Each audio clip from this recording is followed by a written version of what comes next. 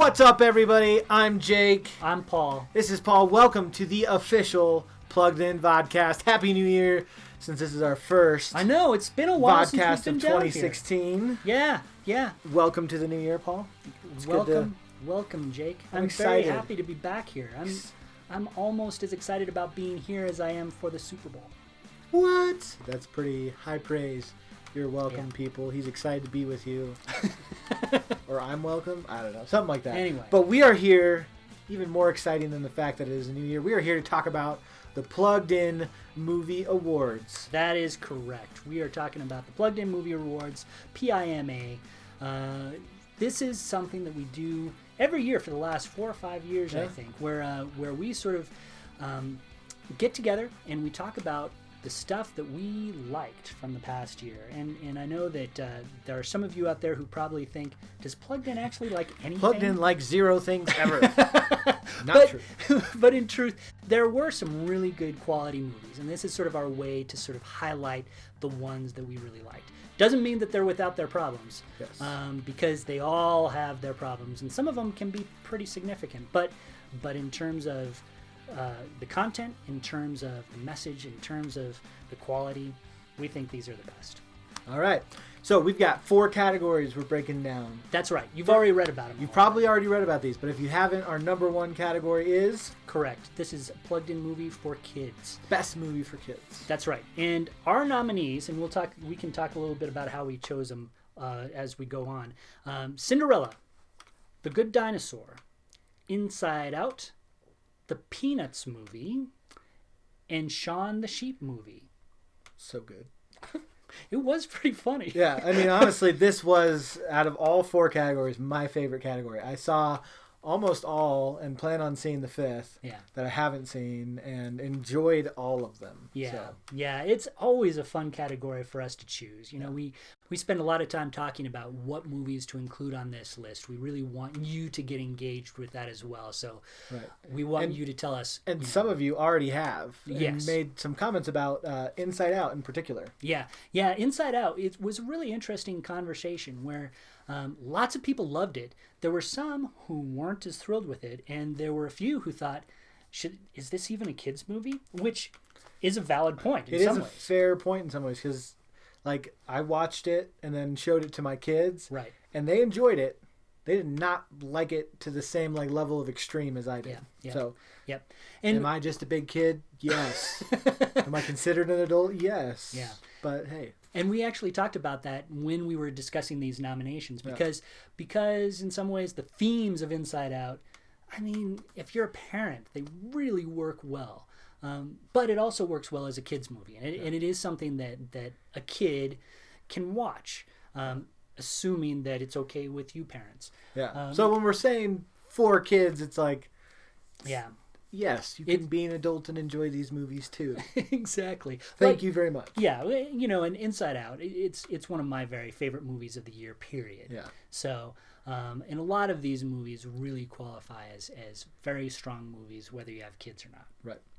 Good stuff. All right, so that, kids turn into teens. Correct. Category number 2. Yes, Plugged always one of the most controversial areas that we talk about. Plugged in movies for teens. These were our nominees: The Hunger Games, Mockingjay Part 2, My All-American, Spare Parts, Star Wars, The Force Awakens, and Tomorrowland.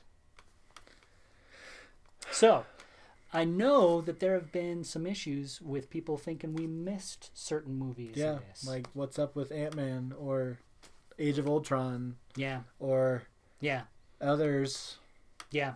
Yeah, and Like Brooklyn. Why wasn't Brooklyn on the list? why not Somebody Brooklyn? asked that. Yeah. So, and it's always, these lists are always very subjective, right? They're designed in some ways to get people talking. There are honest opinions of what we think are some of the best movies, but there's always going to be controversy with them. And our opinion isn't law. No, it's not. It's Neither is close yours. to it. It's close to it. But it's not law. So one of the reasons why, and we talked about, the Avengers. We talked a little bit about Ant-Man. A lot of the content in Ant-Man was just too extreme, really, for the teens categories. It was a little bit harsher than some of the other previous superhero movies. Yeah. We talked about Mission Impossible. One of the things that we did when we were putting this list together was try to think about movies that had sort of similar feels to them, similar vibes to them. And Avengers and Mission Impossible, I know was a big favorite amongst some of our readers. All those were PG-13 movies. They all had sort of this blockbuster type of appeal. But when you looked at them just uniformly, in some ways, Star Wars: The Force Awakens was really the best sort of flat-out blockbuster that you have, in part just because of the messages that you have there, which weren't necessarily as prevalent in say, Avengers or Mission Impossible. Yeah, not nearly strong. An interesting snub, not because of nobody's mentioned it. So that's why I think it's an interesting snub. Nobody's mentioned it in the comments. We didn't mention it. I don't know. I wasn't able to be at that meeting with you guys. But for how much money Jurassic World made, the fact that it's not showing up anywhere in these conversations is interesting. Now, I get it because I saw it and I didn't like it. Yeah. So I get why it's not there. But I think it's interesting that it made so much money.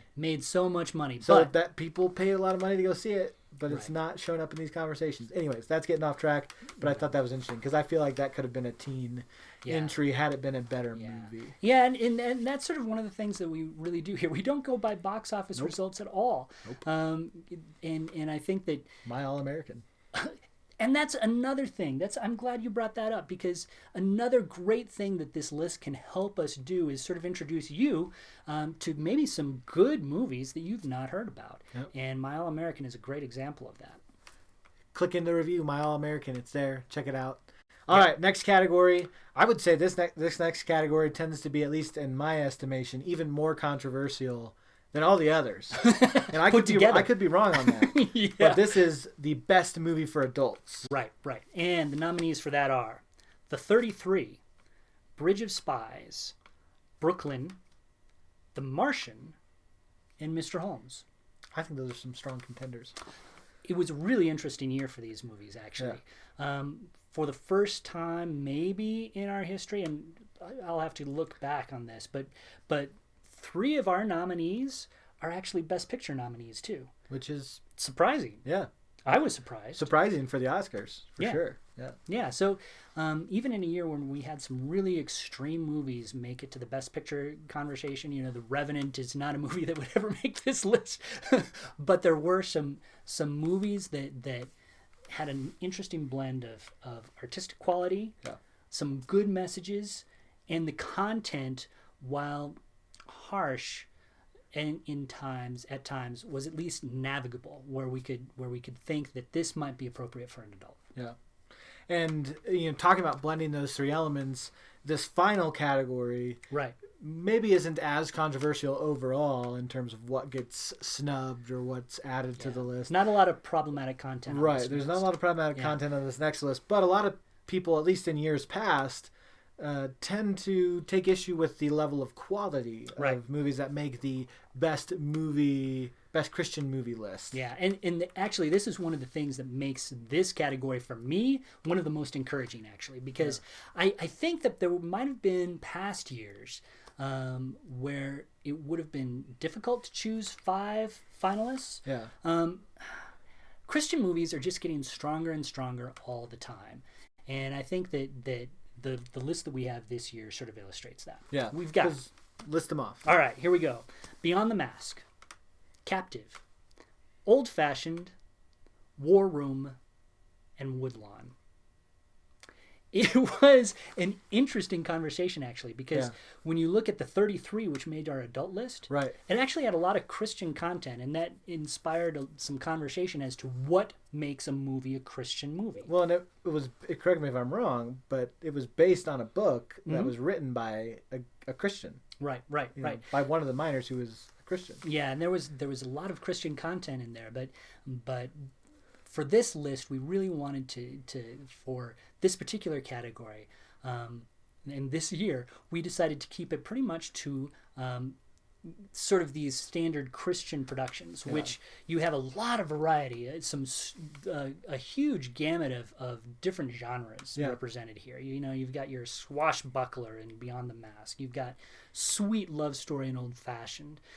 You've got a sports movie in Woodlawn. You know, there's a lot of really good variety. Like a thriller in a sense with Captive. Yeah. And then a more traditional Christian movie with War Room. It was a pretty fascinating year for that. Yeah, it's true.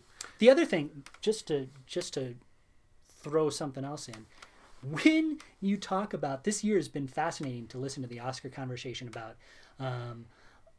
lack of diversity. Our list for best Christian movies, 3 of the 5 have really strong female protagonists. 3 of the 5 have a really strong minority presence within them. It's kind of gratifying to see in an era where you kind of think, the Oscars are missing the boat in terms of diversity. Right. You know, I think that these Christian films show that at least in our little world, there's a lot of diversity going on. And I kind of like which that. is cool to see the fact that diversity is growing along with quality. Like, as diversity increases, so does quality. Like, I think that's a pretty cool testament to the filmmakers and all the creative staff and everybody that works on these movies, the talent, all that. Yeah, absolutely. Cool. Absolutely. Yeah. So, getting behind the scenes into the nitty-gritty, when we talk about maybe movies that folks think should have made the cut, right? You know, I've seen people mention Room. I've seen a lot of people mention Mission Impossible 5, and I think those are actually really interesting write-in votes that people have given in regards to our process for picking a nominee. Yeah. And so talk to us, like, for a movie like Mission Impossible Rogue Nation or a movie like Room. Yeah. How does that fit into the process? Yeah, Why do those miss out? Such great questions, and I think it comes down to what our mission here at Plugged In really is. You know, these movies are really a blend of what we consider to be pretty strong artistic quality, along with really strong messages, along with content that is navigable. Yeah. You're not going to have a lot of really horrific content that's going to make it a no-win situation for a lot of people who want to watch these movies. And so you've got, like, Mission Impossible on one side, fun PG-13 movie. No one would question that it's a pretty fun thriller. But it didn't really have hardly any message at all, right? I mean, I would agree with your second point. Kind of, I don't know. Anyways. Yeah. I wasn't a big fan of it myself. Yeah. Sorry. Oh, that's interesting. But hey, that's interesting. We'll have to talk about that. But on the other side, but it just didn't have the meat. I do agree with you there. There was basically no meat on those bones. Right. With a movie like Room, a real tiny R-rated movie, had some fascinating messages, really interesting messages, and obviously the artistic quality was really strong. It's also nominated for Best Picture, but the content was just such that there's no way that we could say you should go see this movie. It's just too harsh when you're talking about some of the content involved. Which is a really important reminder, because there are going to be a lot of things that look really great, but we have to be careful about the ones that we let in and that we recommend to each other, because of the fact that strong stories, like especially the ones with strong stories, have such a strong impact on our hearts and on our minds, even when we don't necessarily recognize it outright. You should go back a couple of podcasts and watch the one titled Journey of a Pop Culture Prodigal if you want to get into that in more depth, but that's an important part of when we're putting these together, why we try to be really intentional. Right. Intentional is a great word, and we want these movies, we want them to be good stories that touch us. We want them to touch our minds. We want them to touch our souls. We want them, if they're good, to be a strong, positive force in our lives. Something that encourages us in our walk of faith and pushes us closer to God. Yeah, absolutely. And a lot of times that content can sort of push it out of that positive category. It can do some different things to you that you don't even necessarily know that it's doing to you at the time. Right. So it's got to be, for our purposes, it's got to have a great story. got to have great messages. It's got to be strong artistically. And, the content's got to be all right, too. Yep. So there you have it, folks. That's our behind the scenes of the Plugged In Movie Awards. We are going to be announcing the winners, both the Plugged In selections and the fan selections. Correct. On this vodcast. Yes. Here in the next couple of weeks. So be sure to stay tuned on the blog, on YouTube, on Facebook, on Twitter. Get your votes in. Let us know what you think about these nominees, about our process. Yeah. What does it strike or stir up in you? We want to hear from you. So. And let us know if you want to see Jake in a tux. Yeah, actually. If you want to see me in a tux, you guys got to say it, because if you don't say anything about it, I'm not going to wear one. Yeah. But if you say something, maybe I will. Yeah. We can make this a whole big red carpet affair. Hashtag Jake in a tux. All right. Well, trend people. Anyways, thank you so much. This is the official Plugged In Vodcast. I'm Jake. This is Paul. We'll see you guys on the flip side. See ya.